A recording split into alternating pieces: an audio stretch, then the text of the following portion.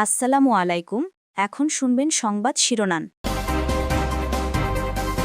লুট হওয়া অস্ত্র উদ্ধার না হওয়ায় চট্টগ্রামে ভোটের মাঠে নিরাপত্তার শঙ্কায় অনেক প্রার্থী। নরসিংদীর রায়পুরায় প্রার্থীদের মাথা ব্যথার কারণ চরাঞ্চলের সন্ত্রাসীরা। প্রধান উপদেষ্টার সঙ্গে দেখা করলেন বিএনপি চেয়ারম্যান তারেক রহমান। যমুনায় পৌনে 2 ঘন্টার সাক্ষাতে ছিলেন পরিবারের সদস্যরাও। ইসলামী আন্দোলনকে ছাড়াই 11 দলীয় ঐক্যের আসন ঘোষণা। 253 আসনের মধ্যে জামায়াত 179টি, এনসিপি 30 ও এলডিপি লড়বে 7 আসনে। নিখোঁজের 3 সপ্তাহ পর কেরানীগঞ্জে মা মেয়ের মরদেহ উদ্ধার। জিজ্ঞাসাবাদের জন্য আটক 4। পরিকল্পিত হত্যা কিনা খতিয়ে দেখছে পুলিশ। গ্যাস সংকটের কারণে বেড়েছে বৈদ্যুতিক চুলার বেচাকেনা। বিপুল চাহিদার সুযোগে পকেট কাটছে সিন্ডিকেট। বাজার তদারকিতে নির্বিকার প্রশাসন। দিনভর নাটকীয়তা শেষে বয়কট প্রত্যাহার ক্রিকেটারদের। আজ শুরু হচ্ছে বিপিএলের ঢাকা পর্ব। টি-20 ভ্যানু স্থানান্তর নিয়ে কথা বলতে ঢাকায় আসছে আইসিসি প্রতিনিধি দল। আসসালামু আলাইকুম। এতক্ষণ দেখছিলেন সংবাদ শিরোনাম, এখন দেখবেন বিস্তারিত। ভোট ঘনিয়ে এলেও চট্টগ্রামে অনেক অবৈধ অস্ত্র উদ্ধার হয়নি এখনো। বেশিরভাগই থানা থেকে লুট করা। অবৈধ অস্ত্রের সন্ধানে পুরস্কার ঘোষণার পরও কাজ হয়নি। উদ্ধারে নেই আইনশৃঙ্খলা রক্ষাকারী বাহিনীর কোনো সমন্বিত অভিযান। এই অবস্থায় ভোটের মাঠে নিরাপত্তার শঙ্কায় অনেক প্রার্থী। 24-এর 5 আগস্ট বিক্ষুব্ধ ছাত্র জনতার রোষানলে পড়ে চট্টগ্রাম মহানগর ও জেলার 11টি থানা। এই ফাঁকে অস্ত্র ও গোলাবারুদ লুট করে দুষ্কৃতিকারীরা। পুলিশের তথ্য মতে লুট করা বেশিরভাগ অস্ত্র চলে যায় সন্ত্রাসীদের হাতে, ব্যবহার হয় অপরাধ কর্মকাণ্ডে। 1.5 বছরে শুধুমাত্র রাউজানি খুন হয়েছে 18টা। পরিসংখ্যান বলছে সিএমপির 8টি থানা থেকে লুট হওয়া 948টি অস্ত্রের মধ্যে এখনও উদ্ধার হয়নি 153টি।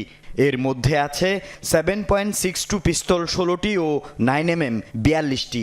ছোট এই অস্ত্রগুলো লুকিয়ে রাখা ও ব্যবহার করা সহজ।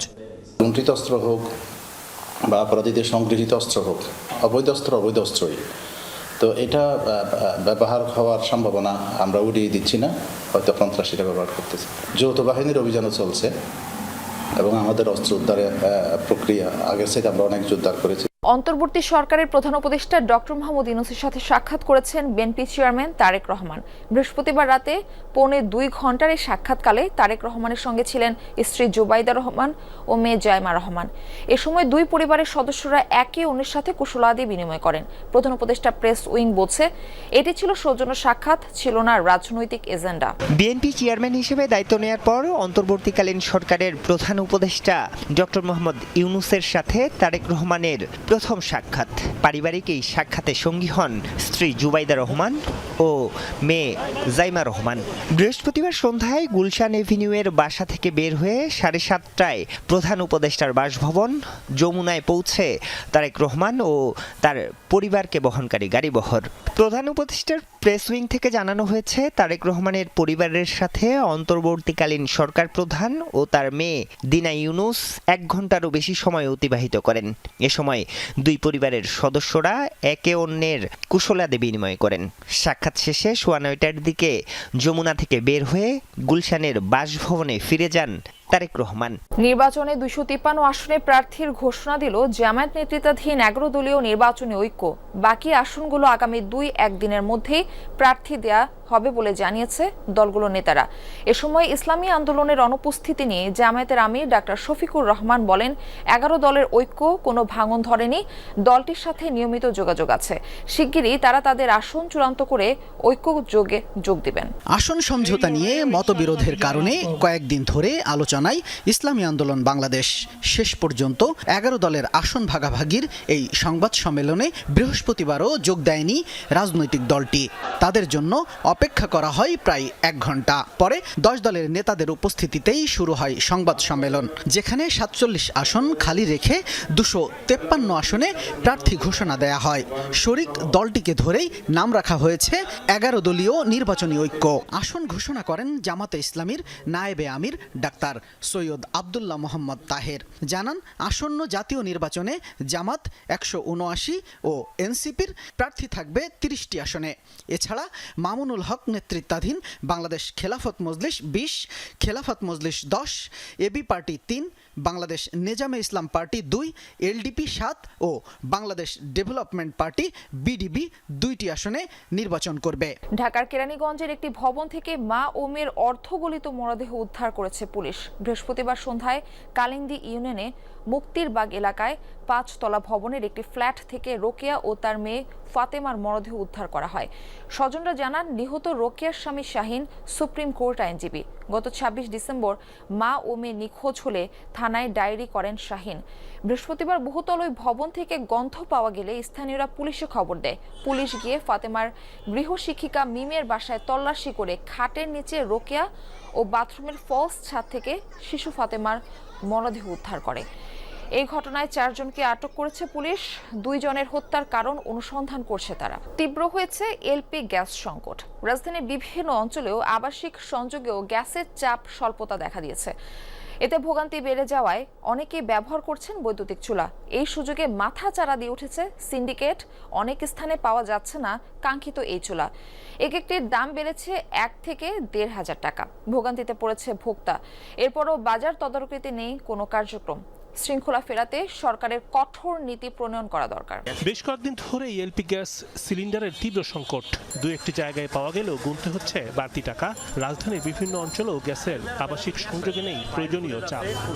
বাসাবাড়ি কিংবা হোটেল রেস্তোরাঁ রান্নার ক্ষেত্রে তৈরি হয়েছে ভোগান্তি। বিকল্প হিসেবে চাহিদায় তুঙ্গে বৈদ্যুতিক চুলা। এই ক্ষেত্রে বাজারে পাওয়া যাচ্ছে 2 ধরনের চুলা, একটি ইন্ডাকশন, অন্যটি ইনফ্রারেড।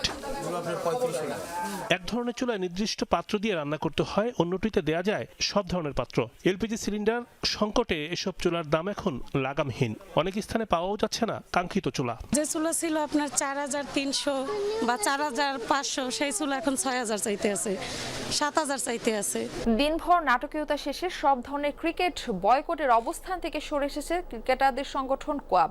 আজ থেকে শুরু হচ্ছে বিপিএল এর ঢাকা পর্ব। বিডিলি শিফট হবে বিপিএল এর ম্যাচগুলো। পাশাপাশি আন্দোলনে অংশ নেওয়া ক্রিকেটাররা নানাবিধ হুমকির সম্মুখীন হয়েছেন। বিভিন্ন আননোন নাম্বার থেকে আমাদের বিভিন্ন হুমকি দামকি দেয়া হচ্ছে। এ যেন চমকে ওঠার মতো খবর। যেসব ক্রিকেটাররা বোর্ডের বিরুদ্ধে আন্দোলন করেছিলেন তাদের নাকি মৃত্যু হুমকিও দেয়া হয়েছে।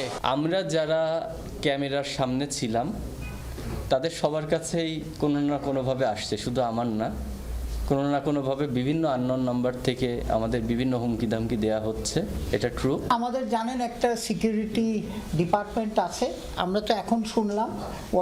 আমি রিকোয়েস্ট করব যে যার যার কাছে এসছে এই ফোন নাম্বারগুলি যদি আমাদের পাস অন করে দেয়, আমরা আমাদের সিকিউরিটি ডিপার্টমেন্টে দিব। ওনারা let them take we are taking this seriously. বৃহস্পতিবার সারাদিনই গণমাধ্যম কর্মী, ক্রিকেটার কিংবা ক্রিকেট বোর্ড সবারই ব্যস্ত সময় গেছে। শেষ রাতে সিদ্ধান্ত এসেছে 15 তারিখের ম্যাচটা হবে 16 তারিখ, অর্থাৎ 15 তারিখে যে দুটো ম্যাচ ছিল সেটা 16 তারিখ, 16 তারিখের দুটো ম্যাচ 17 তারিখ, 17 তারিখের দুটো ম্যাচ 18 তারিখ হবে। অর্থাৎ ক্রিকেটার এবং বোর্ডের যে অভিমানের মেঘ জমেছিল সেই মেঘ গলতে শুরু করেছে।